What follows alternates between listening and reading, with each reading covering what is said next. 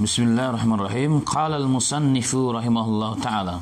Berkata penulis, al-musannif itu penulis. Semoga Allah merahmatinya. Bismillahirrahmanirrahim. Beliau mengatakan pertama kali dan yang utama, Bismillahirrahmanirrahim, dengan menyebut nama Allah yang Maha Pengasih lagi Maha Penyayang. Dalam beberapa riwayat ada tambahan Alhamdulillah wassallallahu ala Muhammadin wa ala alihi wasallam. Alhamdulillah, Bismillahirrahmanirrahim, kemudian Alhamdulillah, segala puji hanya milik Allah Subhanahu wa taala. Wassallallahu, dan Allah berselawat kepada Muhammad, wa ala alihi, dan ke atas alihi, kepada keluarganya. Jadi wa ala, ain itu ke atas, alihi kepada ahli keluarganya, wasallam. Yaitu wa ala, enggak boleh wa ala alihi, wa ala alihi. Itu ahli keluarganya. Kemudian masuk kepada syarah halaman kedua. Silakan dibuka. Syarah Bismillahirrahmanirrahim. Pertama di sini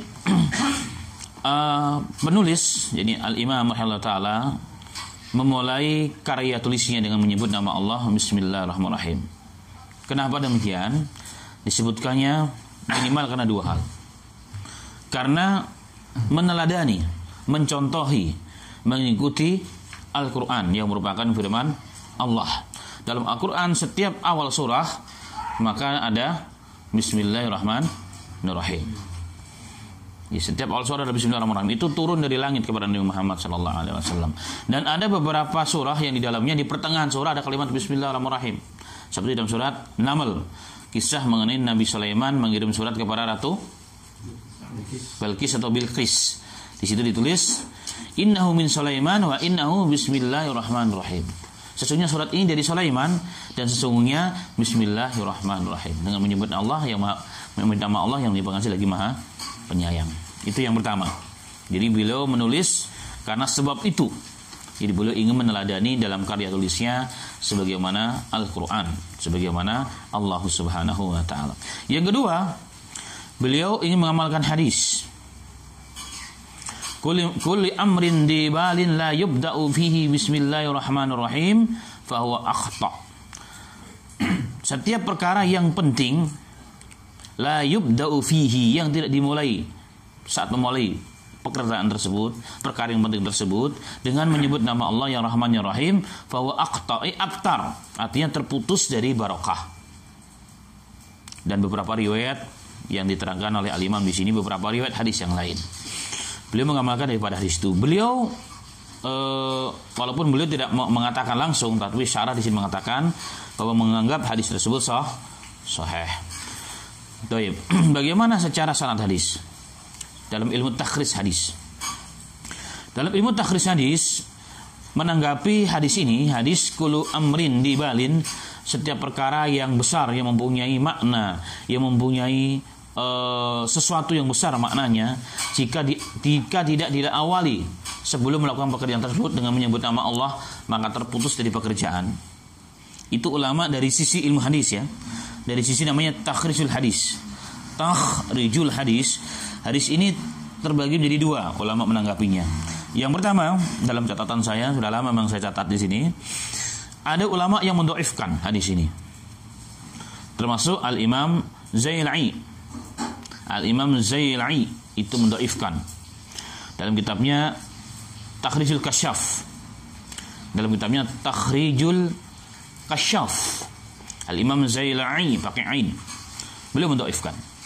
Termasuk juga para muhakkikun, ahlu tahqiq, ulama-ulama yang mumpuni di bidang hadis, mereka mentahqiq hadis ini secara riwayat ya, secara riwayat. Minhum, di antara mereka Syekh Muhammad Nasiruddin Albani dalam Irwaul Ghalil, dan juga yang lainnya, mereka mengatakan bahwa hadis ini dhaif. Hadis ini dhaif secara sanad. Karena ada dhaif sanad hadis itu ada dua kedhaifan, secara sanad, secara matan, ada lagi secara tiga secara makna juga. Secara sanad dhaif. Secara sanad dhaif. Kalau secara sanad dhaif, secara matan juga pasti biasanya dhaif. Nah, secara makna ini yang memang sama dan sesuai, nggak bertentangan dengan agama. Karena itulah maka muncul ulama-ulama yang juga yang kedua, mereka mensahihkan dan menghasankan hadis ini. Siapa mereka? Di antaranya kalau ulama-ulama pertengahan termasuk Imam An-Nawawi.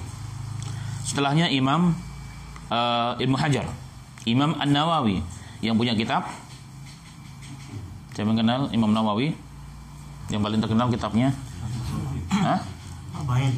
Arba'in. Terus Riyadhus Shalihin, terus Minhaj Syarah Muslim, dan dia kibar ulama madhab Syafi'i. Yang kedua Al-Imam Ibnu Hajar Asqalani. Kitab yang paling terkenal adalah Fathul Bari. Beliau mensahihkan. Al-Imam Ibnu Aid, Al-Imam Ibnu Daqiq Al-Aid, juga kibar dari ulama Hanabilah, juga mensahihkan. Ibnu Mulqin juga mensahihkan. Dan juga kecenderungan Al-Imam Syekh Al-Allamah Ibnu Bas dalam fatwa beliau juga beliau cenderung kepada bahwa di sini sahih, karena memang ada beberapa riwayat yang lain. Nah, ulama mutaakhirin juga. Jaiz. Kesimpulannya memang secara sanad hadis terbagi menjadi dua, tetapi secara makna memang hadisnya secara makna sahih, karena juga tidak bertentangan dengan Al-Quran, bahkan sejalan dengan Al-Quran. Sejalan dengan Al-Quran, termasuk ayat yang tadi itu, ayat kisah Nabi Sulaiman mengirim surat. Paham? Itu sejalan. Kemudian ditambah lagi di sini terangkan juga oleh pensyarahnya, dan sesuai juga dengan sunnah Rasulullah. Sesuai dengan sunnah Rasulullah ketika mengirim surat kepada raja-raja di zaman Rasulullah SAW, termasuk kepada Raja Heraklius, ya bahasa kita Heraklius. Nah, untuk lihat di sini di akhir-akhir nomor 2 itu ada dalam sebagai naskah. Di sini ada di antaranya berdasarkan hadis di atas Nabi sallallahu alaihi wasallam jadi membatasi diri dengan bismillahirrahmanirrahim. Dan surat sebagaimana, ini halaman yang ketiga, sebagaimana surat beliau kepada Heraklius, penguasa Romawi yang satu di wilayah Syam. Beliau juga menulis surat diawali dengan menyebut nama Allah. Artinya secara amalan maknanya sahih, hadisnya juga sesuai dengan Sahih Bukhari, dengan sesuai dengan Al-Quran. Tetapi yang di sini yang perlu digarisbawahi keutamaannya saja, bahwa setiap amalan tidak diamali dengan Bismillah maka terputus. Itu memang riwayat dhaif, tetapi secara makna memang sahih.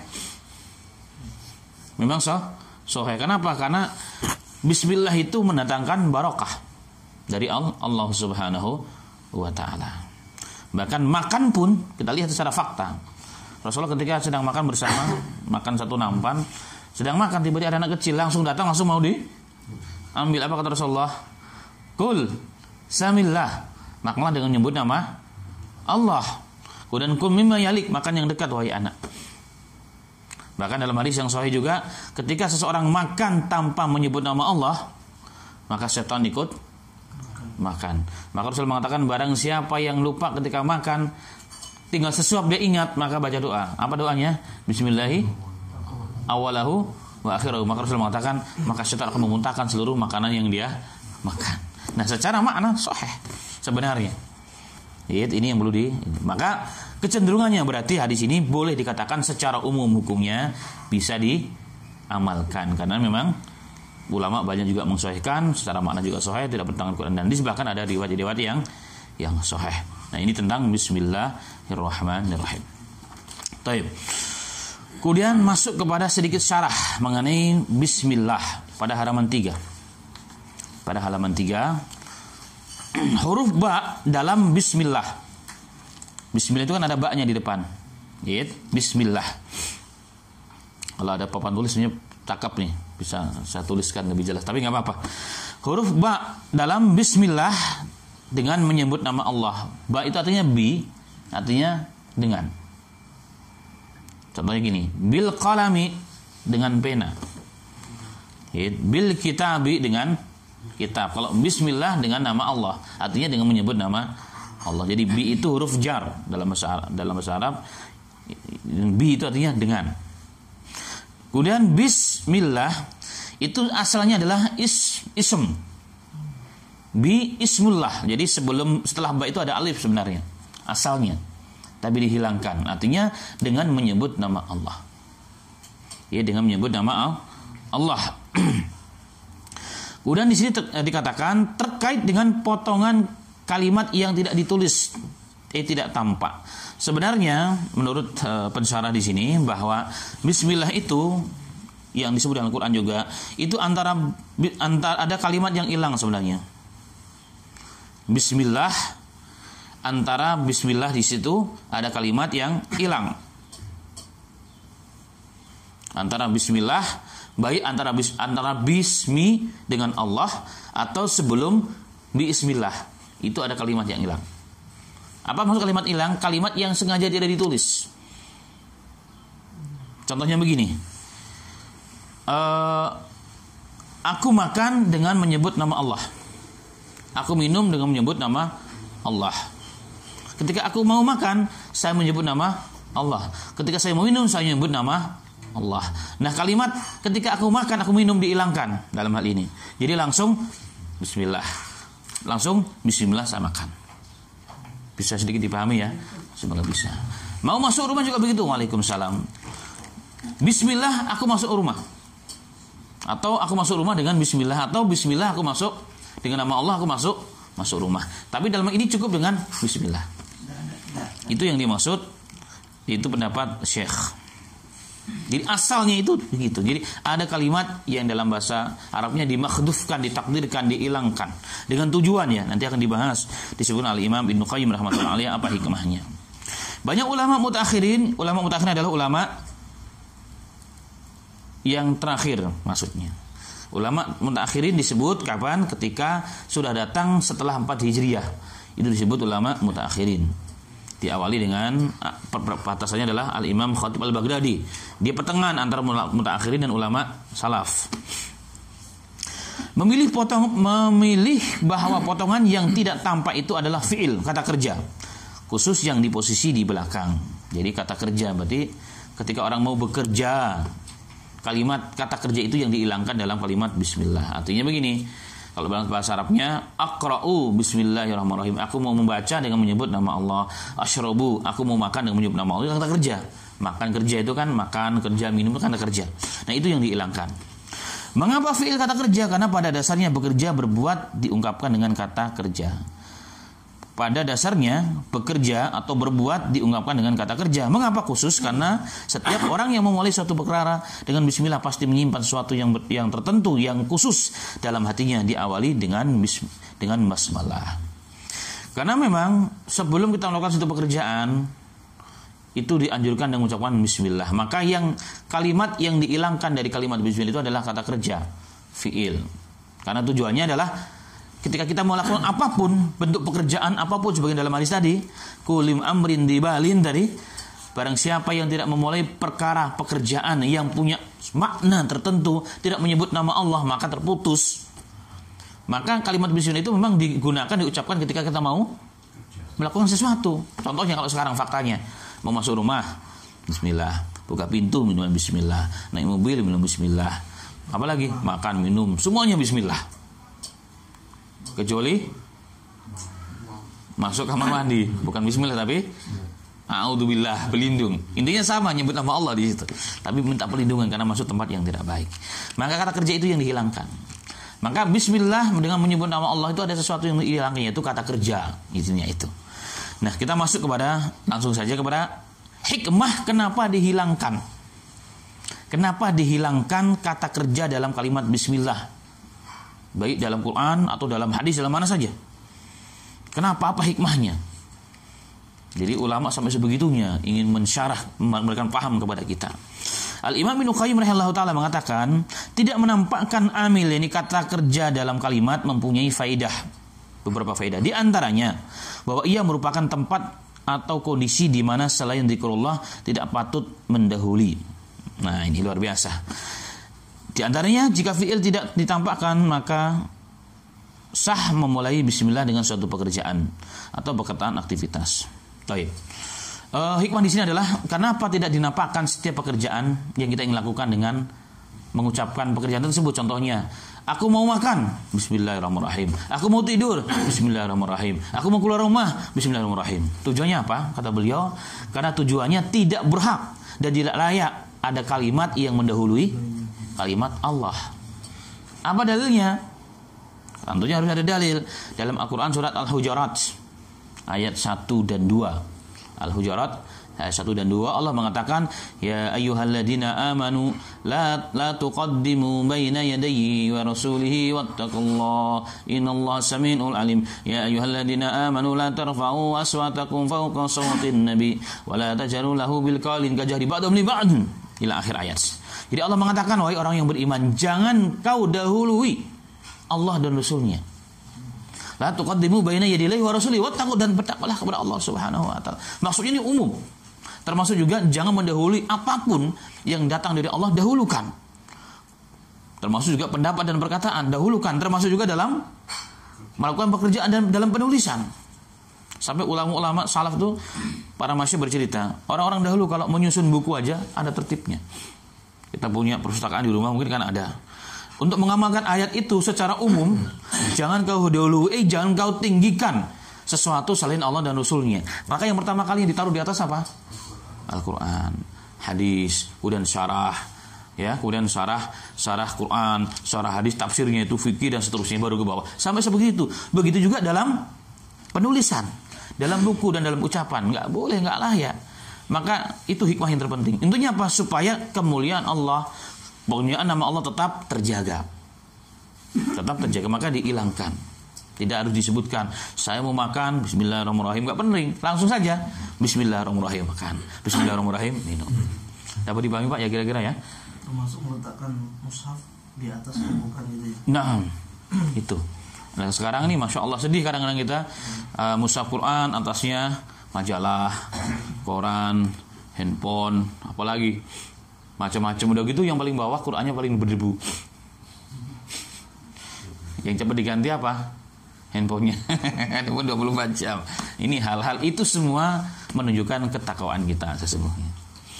Jadi sampai sebegitu mereka ulama sampai menjaga perkara yang kita anggap biasa, mereka sampai seperti itu, menjaga, meletakkan itu. Dan ini harus kita mulai didik anak kita. Nah, jangan taruh di situ, taruh di atas gitu. Taruh di atas. Harus mulai dibiasakan. Ini perkara yang kecil yang akan membawa kita kepada apa? Ketakwaan. Baik. Itu kata beliau. Jadi karena tidak layak ada sesuatu, nama atau apapun pekerjaan yang didahului sebelum nama Allah dan Rasulnya. Itu yang pertama. Yang kedua kata beliau, dengan tidak menampakkan, dengan tidak menampakkan nama setiap pekerjaan atau tidak menyebutkan fiil, kata kerja dari setiap pekerjaan yang digandeng dengan bismillahirrahmanirrahim, maka itu bersifat lebih umum di sini, lebih menyuruh, sifatnya lebih umum. Lebih umum di sini artinya apa? Jadi inilah di antara Islam itu relevan, sesuai, munasib, cocok sepanjang zaman dan tempat. Itulah makna di balik kesempurnaan Islam dan Quran.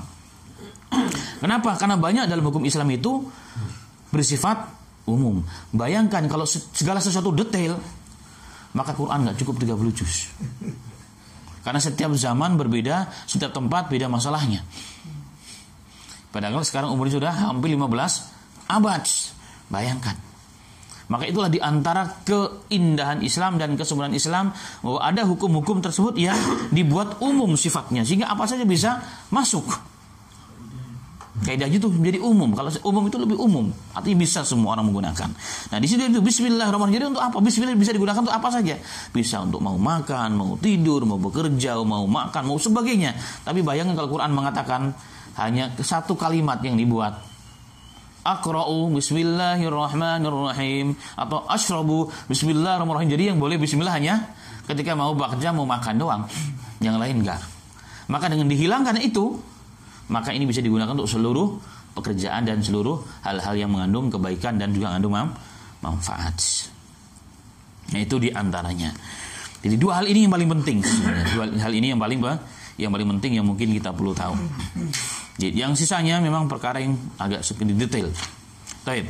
Jadi itu dari sisi makna ya. Kemudian dari sisi asalnya bismi itu artinya bi ismi. Asalnya kalau antum mau catat, asal daripada bismi adalah bi ismi. Jadi setelah ba itu ada alif. Artinya dengan menyebut nama Allah, dimahdhufkan. Baik. Kemudian di sini Al-Imam rahimahullah taala masuk kepada asal muasal kalimat Allahu. Membahas mengenai asal muasal kalimat Allahu. Baik. Kata al-ismu yang kedua. Ya, halaman keempat titik yang kedua. Tentang kata Allah, Al-Imam Kisai itu ulama ahli bahasa dan juga Al-Fara juga ahli bahasa. Berkata, asalnya adalah al-ilahu.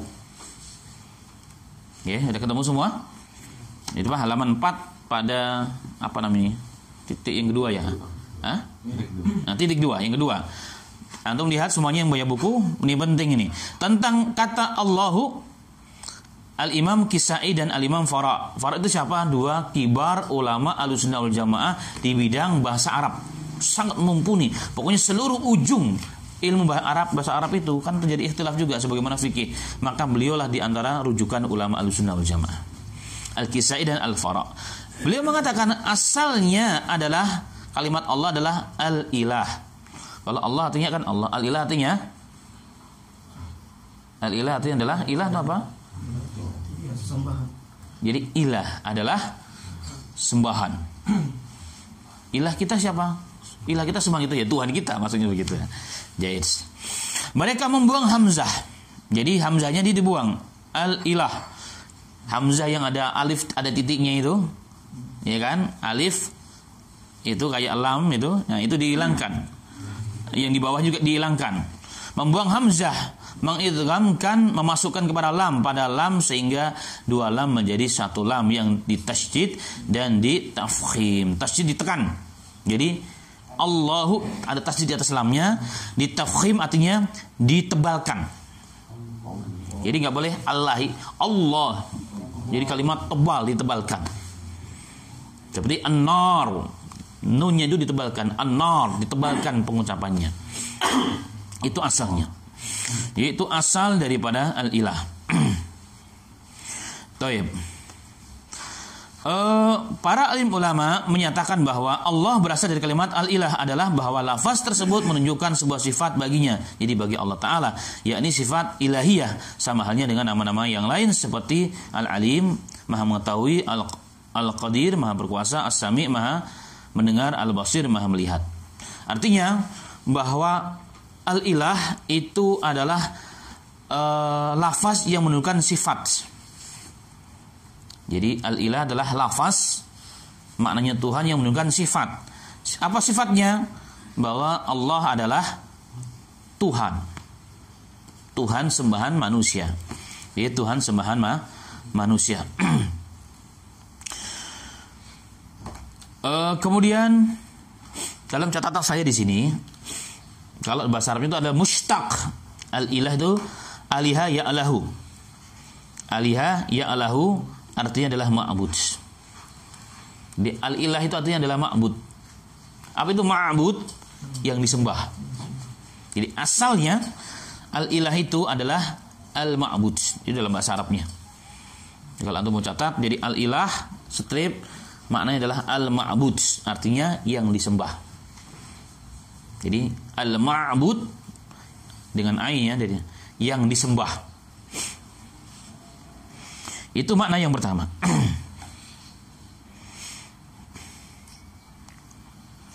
Kemudian ada yang mengatakan artinya al-ilah adalah ma ya'lu ilaihi. Sesuatu yang akan disandarkan kepadanya. Maka berarti artinya al-ilah makna yang kedua adalah tempat bersandar. Dalam bahasa Arabnya jadi al-ilah maknanya ada dua. Pertama ma'bud yang disembah, yang diibadahi itu sama. Yang kedua adalah tempat untuk bersandar. Contohnya begini, ketika ada orang yang sedang ketakutan, sedang kekurangan, sudah tidak ada lagi yang bisa diharapkan, maka Allah lah satu-satunya tempat bersandar, berlindung. Itu pun makna daripada ilah, yang kemudian disingkat bahasa kitanya menjadi Allahu. Menjadi Allahu. Paham tak Mas? Ini hal yang kecil tapi penting. Karena kita kan sudah ngaji nih. Jadi bisa menjelaskan nih kira-kira. Jadi arti Allah itu asalnya dari al-ilah. Al-ilah itu asalnya dari dua makna. Yang pertama al-ilah maknanya ma'bud, artinya yang diibadahi atau yang disembah. Yang kedua tempat bersandar. Al-ma'luh, ya tempat al-ma'luh ya. Disebut tempat al-ma'luh, bukan pakai in, pakai hamzah. Al-ma'luh artinya tempat bersandar. Apa maksudnya? Ketika orang dalam kondisi terpepet, udah putus daripada sebab-sebab yang orang bisa menolong, hanya satu-satunya yang bisa menolong tempat bersandar adalah Allah. Dan itu fakta. Quran banyak menjelaskan. Ketika fa'idaragibu fil bahari, Allah menceritakan bagaimana kondisi orang-orang munafik, orang-orang musyrik. Ketika mereka menaiki bahtera, ketika di lautan, di samudra yang begitu luas tidak bertepi, digoncang kapalnya dengan badai. Sudah tidak ada lagi harapan hidup. Maka mereka mengatakan apa? Ya Rabb, tolonglah kami. Hanya Engkau lah satu-satunya yang bisa menolong kami. Itu namanya al-ma'luh, tempat bersandar. Ketika sudah putus, maka pasti manusia akan kembali kepada Allah. Kita juga demikian.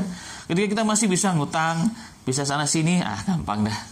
Masih saya punya teman kok, saya punya grup, saya punya ini, masih gampang. Tapi suatu saat Allah kondisikan ini semua sudah nggak bisa mantuk, putus semua hubungan dengan asbab makhluk itu. Apa yang terjadi biasanya? Paling ambil 2 rakaat, nangis, oh yang Engkau ya Allah, yang Engkau. Itulah makna daripada al-ma'luh, yaitu tempat bersandar. Dan itu fakta secara real di dunia ini. Itulah makna daripada Allah al-ilah. Ini kalau saya singkat begitu ya, biar lebih mudah. Karena kalau dibaca malah jadi pusing juga kita. Dan ingat, setiap sifat, setiap nama Allah mengandung, setiap sifat mana Allah, setiap sifat Allah mengandung, setiap sifat Allah, nama Allah, setiap nama Allah mengandung sifat Allah. Setiap nama Allah mengandung sifat Allah. Dan sifat Allah itu apa? Tergantung namanya. Contohnya, kalau Allah adalah al-ilah, Allah, berarti Allah adalah satu zat yang wajib untuk disembah dan wajib untuk kita bersandar kepadanya. Allah al-khaliq, berarti sifat Allah adalah maha menciptakan. Allah as-sami, di sini dikatakan Allah maha mendengar. Nah, tapi diingat di sini kalimatnya adalah as-sami, bukan sami. Kalau sami, kalau ada papan sami artinya mendengar juga. Jadi sin dan alif mendengar. Tapi kalau nama Allah bukan sami, tapi as-sami setelah sin mim ya ain. As-sami, bisa kebayang ya? Nah, apa bedanya? Kalau sami dia mendengar. Mendengarnya bisa kadang-kadang, bisa sekali. Yang penting mendengar. Bisa putus-putus. Kadang-kadang dengar, kadang-kadang enggak, ya kan? Kalau kita ini sami semua, kadang-kadang dari sana orang berbicara kita enggak paham. Tapi kalau Allah as-sami artinya apa? Berbedanya. Kalau as-sami artinya pendengarannya terus-menerus tanpa terputus, tidak ada satupun yang bisa menghalangi pendengaran Allah. Kita mau di balik dinding, mau jauh di negeri seberang, mau di dalam danau, mau di dalam apapun, maka Allah tetap mendengar kita. Bahkan Allah mendengar isi hati kita. Nah, itu perbedaannya. Maka kita nggak bisa mengatakan antas sami, masya Allah syekh, nggak bisa. Menyamakan, musyrik.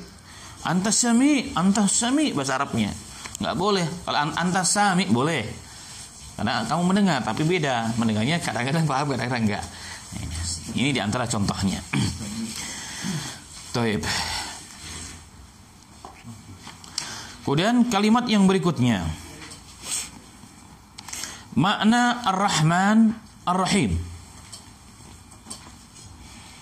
Makna Ar-Rahman dan Ar-Rahim. Perbedaan antara Ar-Rahman dengan Ar-Rahim. Ar-Rahman di sini mungkin pada halaman ke-8. Coba dilihat. Pada titik pertama, Ar-Rahman Ar-Rahim, yang Maha Pengasih lagi Maha Penyayang. Ibnu Jarir berkata, Asy-Syari bin Yahya menyampaikan kepadaku, Utsman bin Zufar menyampaikan kepada kami, saya mendengar Az-Zarami berkata, Ar-Rahman artinya Maha Pengasih kepada seluruh makhluk, dan Ar-Rahim Maha Penyayang kepada orang-orang yang beriman saja. Jadi kita paham di situ. Jadi perbedaan kenapa ada Ar-Rahman dan Ar-Rahim. Ar-Rahman itu artinya Maha Pengasih, mengasihi seluruh makhluk Allah tanpa terkecuali. Manusia, jin, hewan, orang mukmin, orang kafir, semua dikasih rezeki, dijaga oleh Allah. Kalau belum waktunya nggak akan mati, kan begitu. Orang kafir mati nggak kalau belum waktunya? Nggak mati. Itu bentuk apa? Bentuk kasih sayang Allah. Tapi kalau Ar-Rahim yang Maha kebalik ya, yang Maha Penyayang ya, betul, yang Maha Penyayang, yang disayang-sayang itu hanya orang yang memang beriman. Jadi orang yang disayang adalah orang yang beriman oleh Tuhan. Siapa itu? Orang yang masuk surga nanti. Jadi berarti Ar-Rahman artinya Maha Pengasih umum di dunia ini, mau makhluk yang bernama manusia, jin, hewan, apa saja. Kalau manusia muslim dan kafir, jin muslim dan kafir, semua dikasih dikasih oleh Allah Subhanahu wa taala. Allah Maha Pengasih, enggak pandang bulu. Tapi kalau Ar-Rahman hanya orang yang beriman yang dikasihi Tuhan. Ya, maaf, Ar-Rahim hanya orang yang beriman yang dikasihi oleh Tuhan. Itu namanya Ar-Rahim. Apa yang menyebabkan makna ini muncul? Enggak sebutkan di sini. Tambahan silakan dulu kalau mau ditulis. Hadis Rasulullah yang sahih. Rasulullah pernah mengatakan, innalillahi mi'atar rahmah. Allah itu mempunyai rahmat, 100 rahmat. Karena rahman dan rahim itu sumber katanya sama, rahmat sebenarnya. Jadi sumber rahman dan rahim itu kalimatnya sama, rahmat. Jadi kalau diterjemahkan Allah punya rahmat di dunia dan rahmat di dunia, di akhirat, itu sebenarnya bahasa kitanya. Nah, hadisnya adalah Rasulullah mengatakan Allah mempunyai 100 rahmat. Yang satu diberikan di dunia dari semenjak pertama kali dunia ada. Orang berkasih sayang, orang saling mencintai, orang menghormati, bahkan sebuas-buasnya hewan gak akan menyelakai, bahkan membunuh anaknya sendiri. Mertua sayang sama menantu, begitu sebaliknya. Anak sayang sama ibunya, begitu sebaliknya. Guru hormat sama muridnya, begitu sebaliknya. Itu semua adalah pecahan dari sekian persen satu rahmat yang dibagi oleh Allah dari dahulu kala sampai akhir zaman. Untuk orang muslim dan orang kafir semuanya sama. Itu satu dari rahmat dibagi-bagi. Bayangkan. Udah begini kita saling menghormati, kita saling menghargai, saling saling berbuat baik, saling menolong. Itu bagian dari rahmat ini sebenarnya. Kemudian Rasulullah mengatakan, dan 99 Allah simpan di mana? Di akhirat, diberikan untuk ahli surga saja. Sudah kebayang nggak kira-kira? Dari sini saya sampaikan, kalau satu rahmat saja kita bisa menghormati orang, kita tutup kejelekan orang di mata kita. Begitu hebat nih Allah mengumpulkan manusia dengan kasih sayang. Siapa yang bisa mengumpulkan kasih sayang di antara kita nih hari ini duduk di sini? Satu bagian rahmat ini sesungguhnya. Ada hewan yang begitu buas sayang dengan anaknya. Kenapa? Kasih sayang dari sekian persen dari satu rahmat itu. Dari kapan? Dari semenjak dunia sampai akhir dunia ini hancur. Berapa abad umur dunia ini kira-kira? Itu dari satu rahmat. Begitu hebat, begitu canggih. Maka sangat masuk akal kalau kehidupan akhirat sangat begitu super mega canggih. Kenapa? 99 orang nggak diberikan kepada semua, hanya al penduduk surga. Makanya kata Allah, minta Allah yang baku. Minta yang kamu bisa, yang kamu ada di hati, minta terus ya. Minta seorang presiden minta apa yang dia bisa. Kalau seorang petani kan mintanya paling sesuai dengan ilmu seorang petani kan. Tapi kalau seorang presiden mintanya pasti besar, pasti banyak. Kata Allah, minta lagi. Kata ahli surga, sudah habis Allah ilmu untuk meminta. Jadi kamus di otak dan hati kita untuk meminta sudah habis kosakata kita. Kata Allah, minta lagi katanya. Sudah nggak bisa ya Rabb katanya. Subhanallah. Begitu canggihnya, begitu hebat rahmat Allah Subhanahu wa taala. Maka setiap muslim diberikan bidadari yang berpakaian 70 pakaian, tapi sumsum yang di dalam tulangnya masih kelihatan mengalir, bergerak-gerak. Itu kalau bukan super mega canggih teknologinya, apa namanya? Ya kan? Itu makanya orang bilang Islam itu nggak mengikuti zaman, salah mereka. Secara fakta ada nggak orang yang bisa terbang lebih cepat melebihi tunggangnya Rasulullah. Bisa naik sana sampai ke bahkan tembus langit pertama, tembus langit ke-7 sampai ke Sidratul Muntaha. Nggak ada yang bisa. Dan Rasulullah bisa. Berapa kecepatan cahaya menembus langit sana? Karena jarak bumi dengan jarak langit pertama 500 tahun perjalanan, tapi kata Rasulullah hanya udah nyampe pada langit ke-7. Kalau bukan itu pecahan sedikit dari para rahmat Allah, kecanggihan daripada kehidupan nanti di akhirat, apa namanya? Nggak ada yang bisa sebenarnya. Maka dapat kita bayangkan ma'asyiral muslimin, begitu Allah merahmati kaum muslimin. Makanya Allah mengatakan dalam Al-Qur'an, wa kana bil mu'minina rahima innahu bihim raufur rahimun, pada halaman yang ke-9. Wa kana bil mu'minina rahima, dan dia yakni Allah Subhanahu wa taala yang Maha Penyayang kepada orang-orang yang beriman. Makanya di sini Ar-Rahim, kalau kita lihat Quran hanya untuk orang-orang yang beriman, yaitu di surga doang. Innahu bihim raufur rahim, dan sesungguhnya Allah Maha Pengasih lagi Maha Penyayang kepada mereka, orang-orang yang beriman.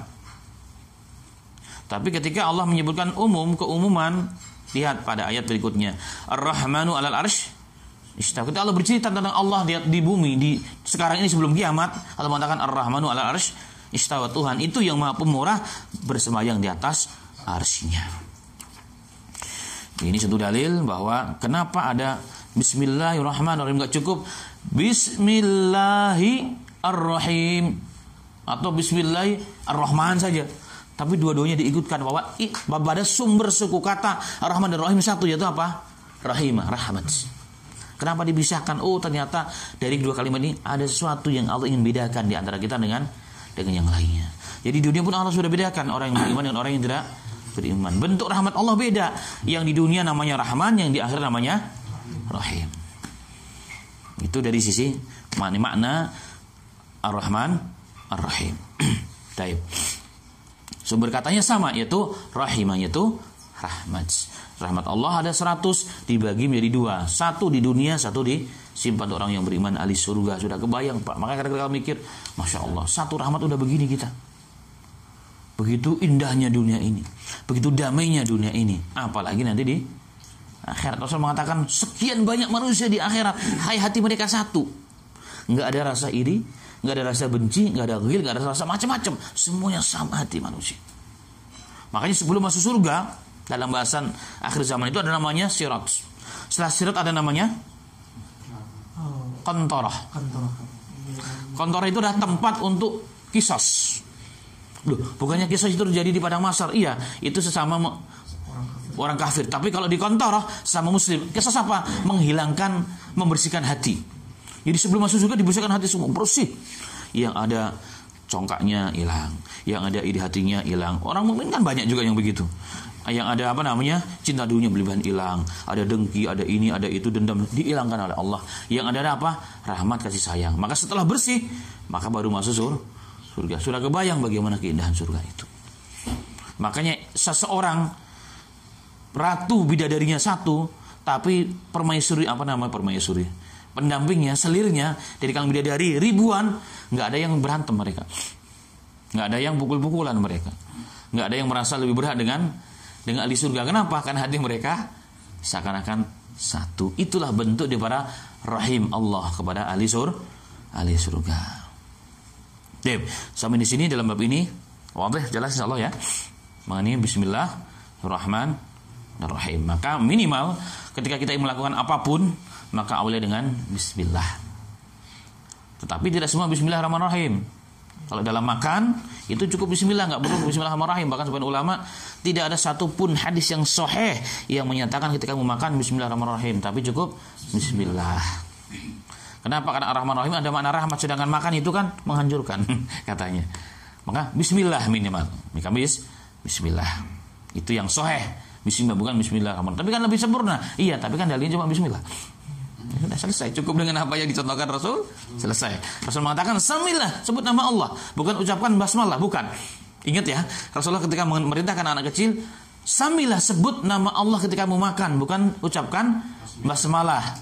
Bukan ucapkan basmalah, bismillahirrahmanirrahim. Ini kadang-kadang orang berlebihan karena nggak belajar. Itu masalahnya, intinya kan itu.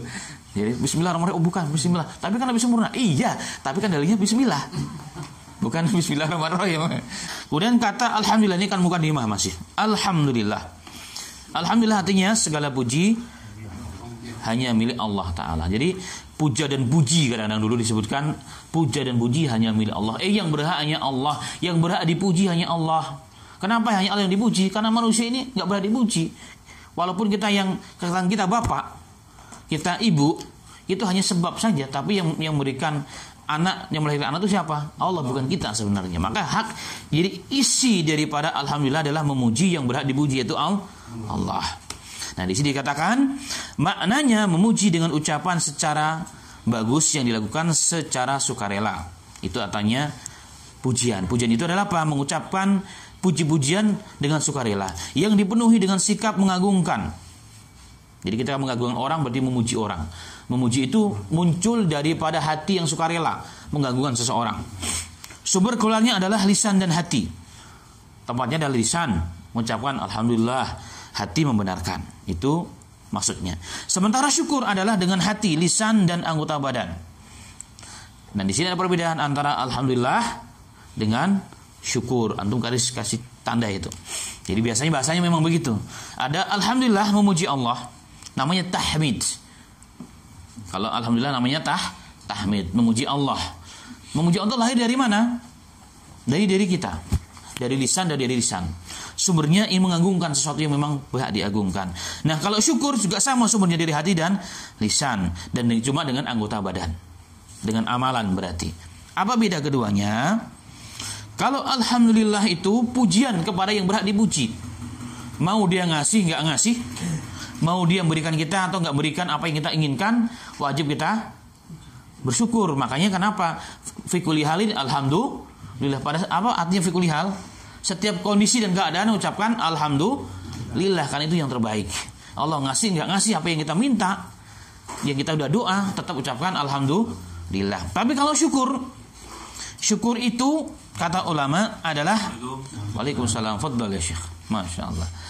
Sumber lisan, hati dan anggota badan. Itu syukur. Jadi kalau orang syukur cuma terima kasih, sebenarnya belum syukur yang sempurna. Jadi hati dibenarkan dengan hati. Kemudian apa implikasi daripada kalimat terima kasih tadi itu?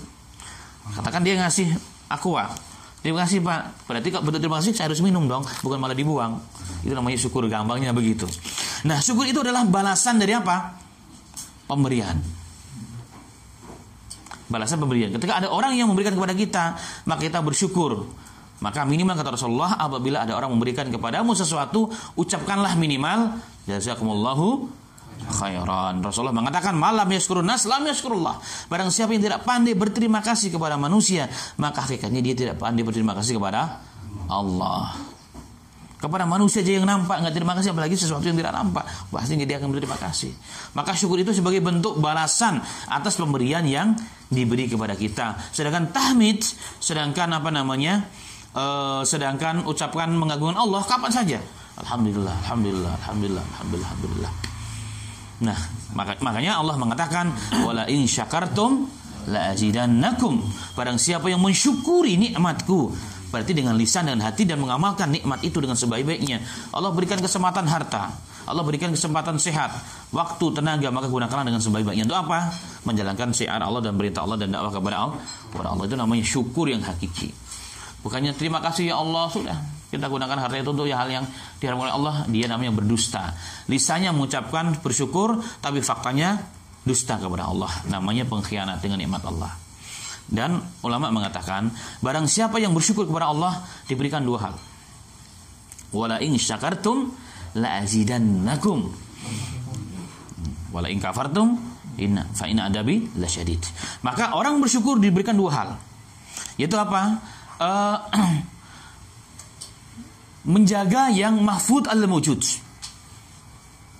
Yahfadu al-mujud, menjaga yang ada. Yang ada itu gak akan hilang dengan bersyukur. Kita punya istri, kita syukuri, artinya apa? Tambah lagi. Kita jaga kan begitu ya. Maka ada nih gak akan hilang nih katanya. Ya katanya. Nikmat apa saja kalau kita syukuri, nikmat yang diberikan Allah itu gak akan hilang. akan bersama kita terus. Yang kedua apa? Jalbi al-mafqud. Jalbul al-mafqud. Jalbu artinya mengambil, mendapatkan sesuatu yang mafqud, yang tidak ada, yang hilang, itu menjadi ada. Itu syukur. Maka ditambah. Nah, ditambah itu artinya apa? Yang tidak ada menjadi ada. Itu namanya jalbul al-mafqud. Mengambil atau mendapatkan sesuatu yang mafqud, yang tidak ada. Tapi kebaliknya, ada syukur, dua-duanya hilang. Yang ada hilang, yang enggak ada semakin melayang. Semakin melayang gara-gara tidak bersyukur kepada Allah Subhanahu wa taala. Itu makna syukur. Dan setiap kita harus bersyukur atas segala nikmat Allah Subhanahu wa taala. Baik, yang terakhir di penghujung halaman 9. Wa sallallahu ala Muhammadin wa ala alihi wasallam. Selawat dan salam semoga atas limpahan kepada Nabi Muhammad sallallahu alaihi wasallam. Sallallahu ala Muhammad. Jadi sallallahu alaihi wasallam itu bukan berarti Nabi Muhammad enggak dijamin surga ya. Wah, orang Islam nabinya aja minta sholawat. Berarti nabinya enggak dijamin surga. Itu orang yang sesat. Ya, mengatakan Rasulullah enggak dijamin surga, sesat bagaimana? Orang umat yang jadi jamin surga apalagi nabinya, enggak masuk akal orang mereka, enggak mikir. Nabinya dijamin surga apalagi umatnya dijamin surga apalagi nabinya. Sedangkan salawat itu bukan karena Rasulullah enggak dijamin surga, sebagai bentuk apa? Pertama, ini perintah Allah.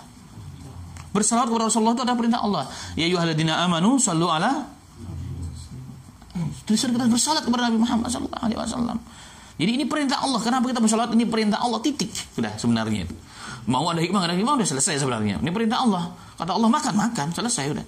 Karena Allah Ta'ala maha mengerti dan maha mengetahui apa yang terbaik untuk kemaslahatan hamba-hambanya. Yang kedua, ini hikmahnya yang kedua.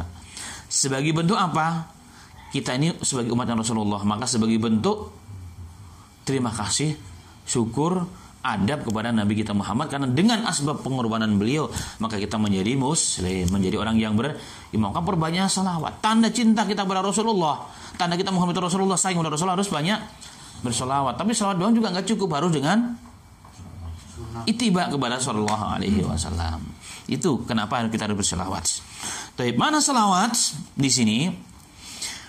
Pendapat yang paling sahih tentang makna salawat Allah kepada hamba-hambanya adalah apa yang disebutkan dalam Sahih Bukhari dari Abu Al-Aliyah. Dia berkata, mana salawat dari Allah kepada Rasul?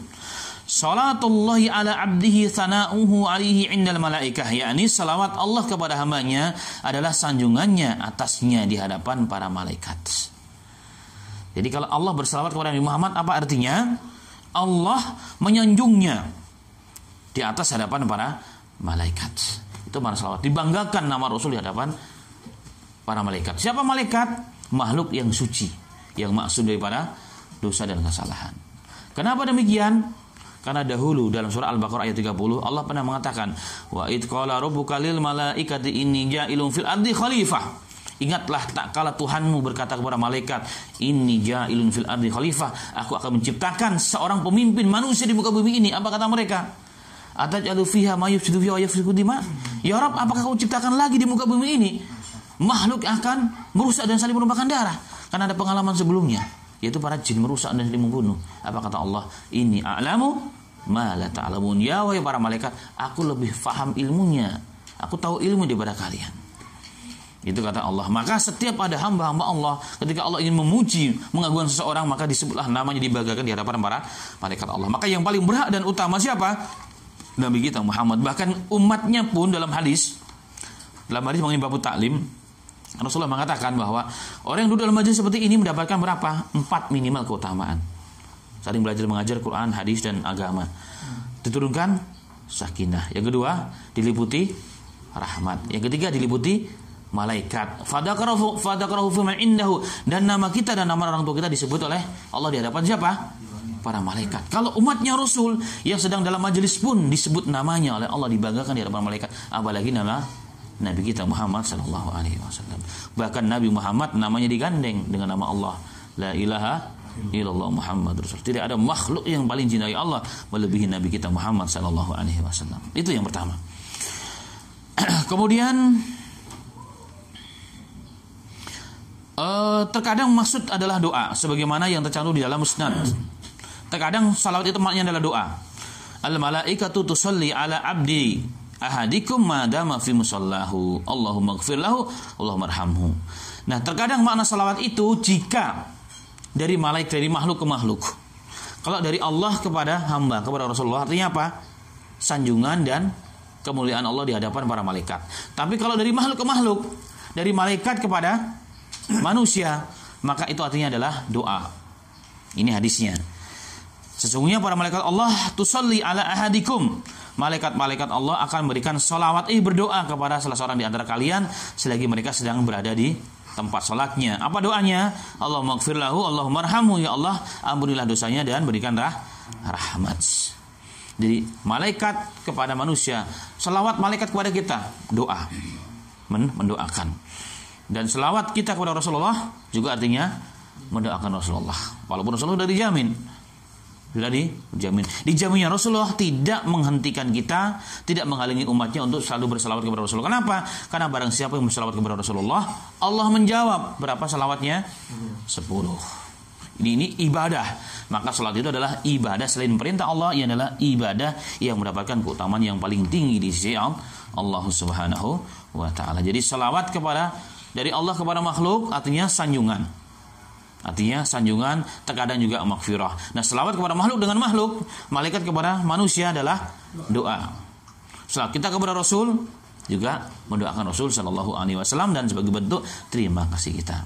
Terakhir ucapan wa ala ya, pakai ain wa ala alihi.